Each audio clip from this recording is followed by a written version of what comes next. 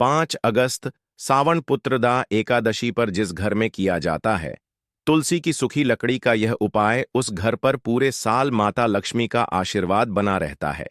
दोस्तों, जैसा कि आप सभी लोग जानते ही हैं कि सावन मास की अंतिम एकादशी यानी कि पुत्रदा एकादशी इस बार 5 अगस्त मंगलवार के दिन आने वाली है और पूज्य गुरुदेव ने अपनी कथा में बताया है कि चाहे आप इस दिन व्रत रखें या फिर ना रखें, लेकिन यदि आपने इस दिन पूज्य गुरुदेव द्वारा बताया गया तुलसी की सूखी लकड़ी का यह चमत्कारिक उपाय कर लिया तो यकीन मानिए कि आपके घर में उसी दिन से पैसों की जो समस्या थी, धन की जो समस्या थी, वह दूर होना शुरू हो जाएगी। यदि आपके ऊपर कर्जा बहुत ही अधिक है तो वह कर्ज भी आपके ऊपर से धीरे धीरे समाप्त होना शुरू हो जाएगा, यानी कि आपका वह जो कर्ज है वह चूकना प्रारंभ हो जाएगा। पूज्य गुरुदेव कहते हैं कि यदि आपके घर में भी पैसों की बहुत अधिक तंगी बनी रहती है, धन की वजह से आपके जो सभी प्रकार के कार्य थे वह बंद होना प्रारंभ हो चुके हैं, व्यापार आपका अच्छे से नहीं चल पा रहा है, नौकरी में आपको तरक्की नहीं मिल पा रही है, या फिर आपके घर में हमेशा लड़ाई झगड़े होते ही रहते हैं, किसी भी प्रकार की आपके जीवन में दुख और परेशानियां चल रही हैं, तो इन सभी समस्याओं को दूर करने के लिए आपको इस सावन मास की पुत्रदा एकादशी पर यह तुलसी जी की लकड़ी का चमत्कारी उपाय जरूर करना है। देखिए दोस्तों, पूज्य गुरुदेव ने बताया है कि यह उपाय आपको केवल इसी एकादशी पर करना है, क्योंकि यह जो एकादशी है सावन मास की अंतिम और सबसे बड़ी एकादशी है। इस एकादशी के व्रत को करने से आपको भगवान विष्णु की, माता लक्ष्मी की और भगवान भोलेनाथ की कृपा एक साथ प्राप्त होती है। तो इस एकादशी पर यदि आप भी तुलसी जी की सूखी लकड़ी का चमत्कारी उपाय करते हैं तो आप खुद सोच सकते हैं कि हमें कितना ज्यादा फल इस उपाय को करने के लिए यहां पर मिलने वाला है। बस तुलसी की सूखी लकड़ी वाला जो उपाय है यह आपको सही तरीके से करना है, सही विधि से करना है, जिसके बाद आपको इस उपाय का फल जो है वो मिलना भी बहुत ही जल्दी शुरू हो जाएगा और बहुत ही बड़ा आपको इसका यहां पर फल भी देखने के लिए मिलेगा। तो आइए जानते हैं कि आप लोगों को यह तुलसी की सूखी लकड़ी वाला उपाय इस पुत्रदा एकादशी व्रत के दिन कैसे करना है। देखो, आप लोग जब भी पुत्रदा एकादशी का व्रत रख रहे हो, वैसे हमने आपको बता दिया है कि 5 अगस्त के दिन जो पुत्रदा एकादशी का व्रत है वह रखा जाना सही माना जाएगा। तो देखिए दोस्तों, इस उपाय को करने के लिए आपको सबसे पहली चीज तुलसी जी की सूखी लकड़ी लेनी पड़ेगी। अब ऐसा नहीं कि तुलसी की सूखी लकड़ी हमने आपसे बोला तो आप लोगों ने अपने घर के पौधे में से एक लकड़ी तोड़ी और उससे दीपक जलाओगे, नहीं, ऐसा बिल्कुल नहीं करना है। तुलसी जी की सूखी लकड़ी वो होती है जब तुलसी का पौधा आपके घर में लगा होता है और वह अपने आप सूखता जाता है, और सूखने के बाद जब उसकी लकड़ियां बचती हैं तो उसे जो है लोग इकट्ठा करके रख लेते हैं।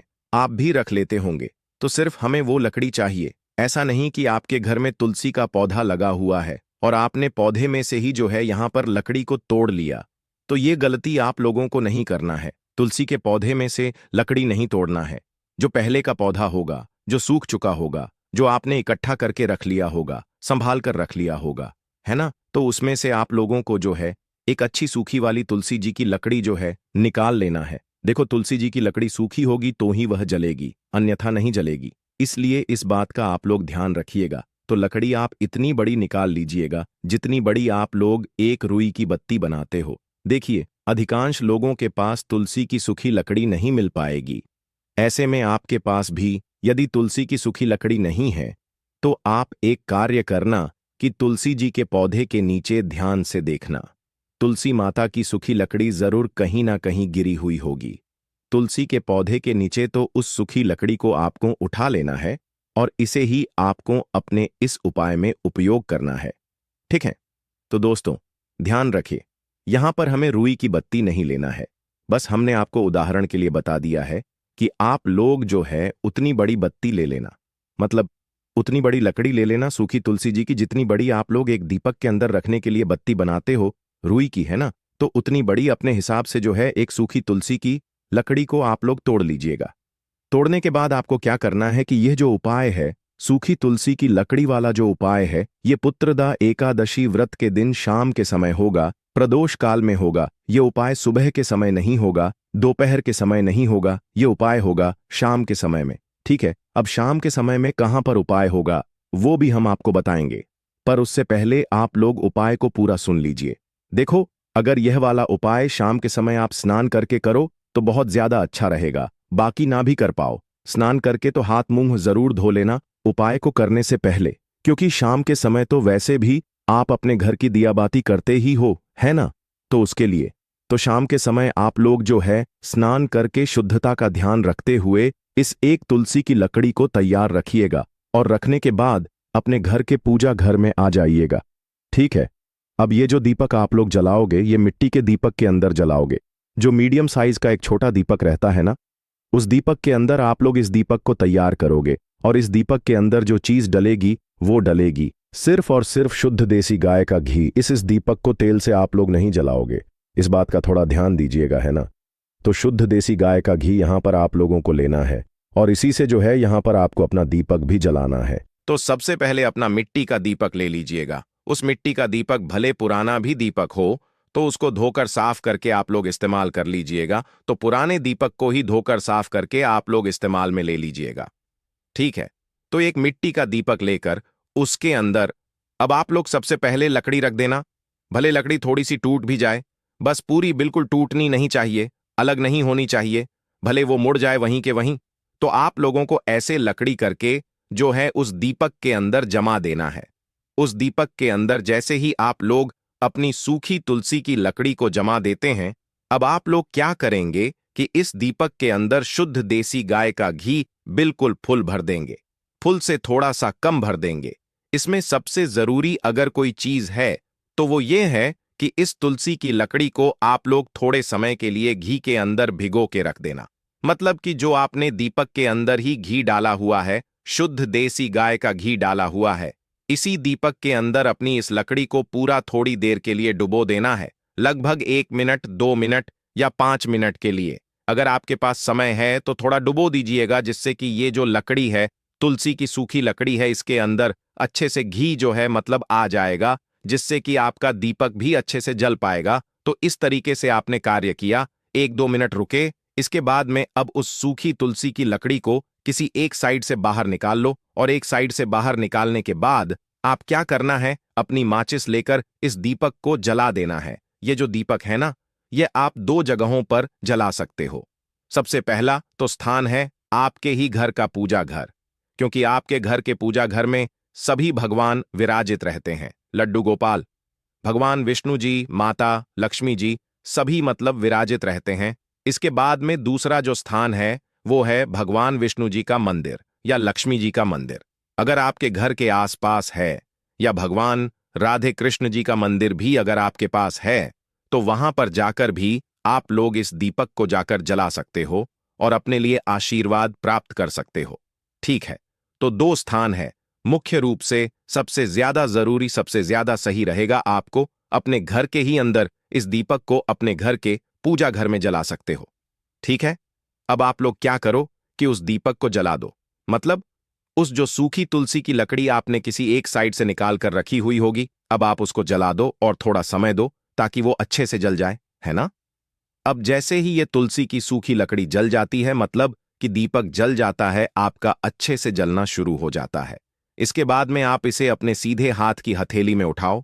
उठाने के बाद अगर भगवान की आरती करना चाहो, भगवान श्री नारायण जी के नाम से, लक्ष्मी जी के नाम से तो आरती करो। उसके बाद में यह जो मतलब दीपक है, ये या तो आप लड्डू गोपाल की तस्वीर या आकृति के सामने रखो, या जो आपके घर में मूर्ति वगैरह है उसके सामने रखो, या तो भगवान विष्णु जी और माता लक्ष्मी जी जो साथ में बैठे हुए हैं, ऐसी फोटो अगर आपके घर में है तो उनके सामने आप इस दीपक को रख दो। और अगर नहीं भी है तो आपके घर के पूजा घर में आप नॉर्मली इस दीपक को आरती करके रख दो। ठीक है? और भगवान से वहीं पर हाथ जोड़कर प्रार्थना करो कि हे भगवान, हमारे घर में कभी भी धन की समस्या ना आए, कभी भी पैसों की समस्या ना आए, हमेशा हमारे घर में बरकत बनी रहे, माता लक्ष्मी जी का आशीर्वाद सदैव हमारे घर पर बना रहे और हमारे घर से कभी भी सुख और शांति ना जाए। ठीक है? तो ऐसी प्रार्थना करके इस दीपक को आप लोगों को वहां पर रख देना है और कुछ समय के लिए अगर हो सके तो भाई आप लोगों को भगवान विष्णु जी और माता लक्ष्मी जी का ध्यान करना है। उसके बाद में आप लोग इस उपाय को करने का फल भी जो है देख लेंगे। आपको इस उपाय को करने का फल यहां पर मिलना शुरू हो जाएगा। ठीक है? इसके बाद में दोस्तों एक और उपाय जान लीजिए, जिसे इस सावन एकादशी पर सभी लोगों को करना चाहिए। यह विशेष रूप से उन लोगों के लिए है जो सुबह सुबह भगवान शिव जी के मंदिर में जाकर इस पुत्रदा एकादशी व्रत के दिन जल चढ़ाने वाले हैं। ठीक है, ये उपाय सबसे ज्यादा विशेष है और ध्यान से सुनिएगा। बहुत आसान उपाय है। ये है तो देखो, आपने चाहे पुत्रदा एकादशी का व्रत रखा हो चाहे ना रखा हो, आप एक लोटा जल सुबह सुबह पुत्रदा एकादशी व्रत के दिन शिव जी के मंदिर में जाकर जरूर चढ़ाएंगे। नॉर्मल एक लोटा जल लेकर जाना है, कुछ अलग से लेकर नहीं जाना है।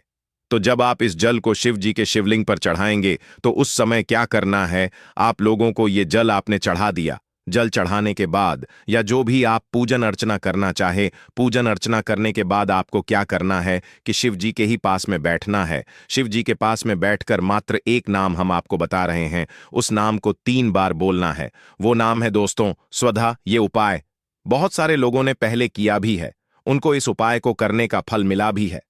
ठीक है, तो आपको बस स्वधा नाम को 3 बार बोलना है। कैसे बोलना है हम आपको बोलकर भी बता देते हैं। जैसे ही आपकी पूजन अर्चना हो, उसके बाद में शिव जी की शिवलिंग के पास में बैठकर ये नाम आपको बोलना है।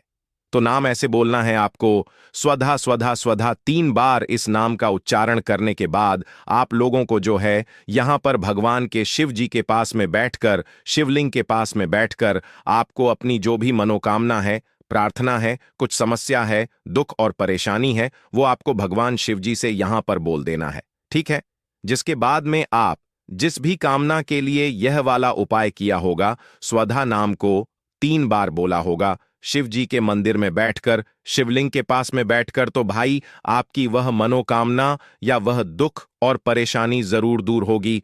और ध्यान रखना, यह जो स्वधा नाम वाला उपाय है ना, जो 3 बार आप स्वधा नाम बोलते हो, यह उपाय सिर्फ और सिर्फ एकादशी व्रत के दिन किया जाता है।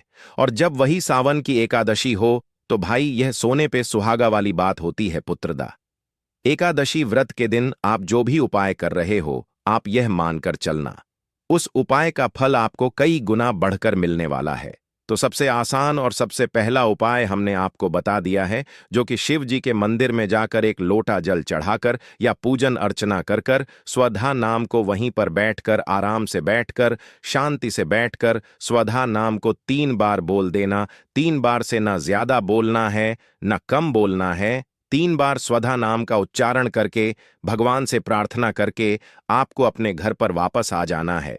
तो बस यहां पर यह वाला उपाय भी पूरा हो जाता है। इसके बाद में एक तीसरा उपाय और भी हम आपको बताएंगे। ये जो तीसरा उपाय है, इस उपाय को करने से आपकी अगर कोई मनोकामना है तो वह मनोकामना पूर्ण हो जाएगी। इस उपाय में आपको बस करना यह होगा कि एक तांबे का लोटा लेना होगा, उसके अंदर जल भरना होगा। ये जो काम है, ये उपाय जो है, ये सुबह का है। ठीक है, इस बात का ध्यान रखना है ना। तो यह मनोकामना पूर्ति के लिए आप चाहो तो कर सकते हो। एक लोटा जल, वो भी तांबे का, उसके अंदर जल भरना है और हल्दी भले एक चुटकी या एक मुट्ठी जितनी हल्दी आपको मिल जाए, थोड़ी सी हल्दी आपको लेना है, पिसी वाली उस हल्दी को इस लोटे के अंदर डाल देना है। डालने के बाद उंगली वगैरह कुछ नहीं डालना है, नॉर्मली ऊपर से हल्दी डालकर इस लोटे जल को लेकर आपको जाना है किसी भी आंवले के पेड़ के नीचे। आंवले के पेड़ के नीचे जाकर आप लोगों को भगवान विष्णु जी, माता लक्ष्मी जी और शिव जी का नाम लेते हुए जो है, मतलब इस जल को वहां पर आंवले के पेड़ के नीचे चढ़ा देना है ना। और चढ़ाने के बाद मतलब आंवले के पेड़ की जड़ में आपको चढ़ाना है, पत्तों पर नहीं चढ़ाना है, आंवले के पेड़ की जड़ में चढ़ा देना है। इसके बाद में भगवान से आपको वहां पर बैठकर प्रार्थना कर लेना है। ठीक है, तो यह हो गया तीसरा उपाय। और हम आपको बता दें, यह पुत्रदा एकादशी है, साल की ऐसी एकादशी, सबसे बड़ी एकादशी, जिस एकादशी का अगर कोई व्रत कर लेता है तो उसे भगवान भोलेनाथ का तो आशीर्वाद मिलता ही है, साथ ही साथ भगवान विष्णु और माता लक्ष्मी की कृपा भी प्राप्त होती हैं। तो इस सावन माह की पुत्रदा एकादशी पर जो भी उपाय आपके लिए उचित है, उसे जरूर से कीजिए, आपको लाभ जरूर होगा।